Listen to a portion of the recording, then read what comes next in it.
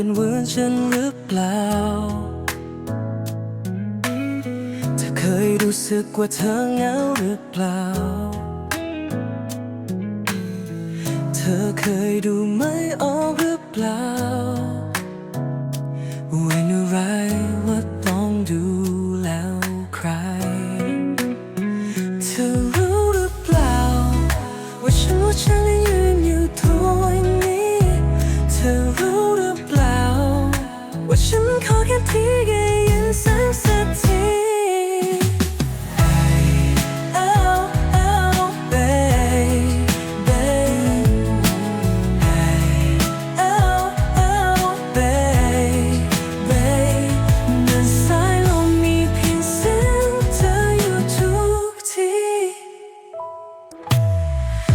ทรงจำผ่านคืนนี้ยังมี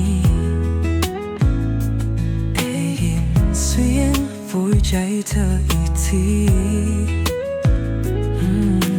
สอนนานแค่ไหนอยากจะรู้ต้องเราอีกกี่เขียนเธอถึงจะดูเธอรู้หรือเปล่า